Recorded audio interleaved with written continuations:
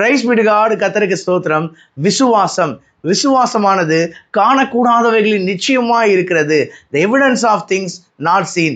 எபிரேயர் 11:1 நாம் வாசிக்கிறோம்ல, நித்தியமானவைகள், தேவனுக்கு அடுத்த காரியங்களை நாம் காண்பதற்கு நமக்கு உதவுகிற ஒரு தொலைநோக்கி கருவிதான் இந்த விசுவாசம். ஸ்பிரிச்சுவல் டெலஸ்கோப் என்று சொல்லுவாங்கல்ல. இயற்கையாகவே நம்முடைய கண்களுக்கு தெரியாம அநேக நட்சத்திரங்கள், கிரகணங்கள் இருக்குல்ல, நம்ம கண்களுக்கு அது தெரியாது. ஆனா பிர்லா பிளானட்டோரியம் போயிட்டு அந்த ஜெயண்ட் டெலஸ்கோப்ல பார்க்கும்போது எல்லாவற்றையும் நம்மால் பார்க்க முடியும்ல.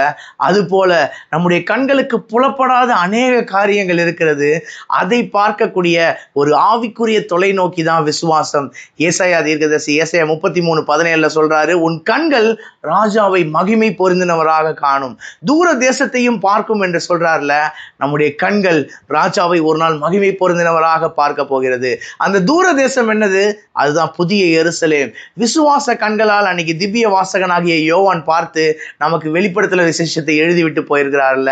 தேவன் தம்மில் அன்பு கூறுகளுக்கு ஆயத்தம் பண்ணினவைகளை கண் காணவில்லை, காது கேட்கவில்லை, அவைகள் மனுஷனுடைய இருதயத்தில் தோன்றவும் இல்லை. ஆனால் நாம் விசுவாசிக்கும் போது அதை சுதந்திரர்களாக மாறுகிறோம்ல.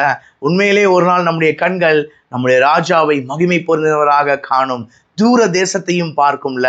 என்னுடைய வாயின் வார்த்தை, என்னுடைய இருதயத்தின் தியானங்கள் கர்த்தருக்கு முன்பாக பிரதியா இருக்கட்டும்.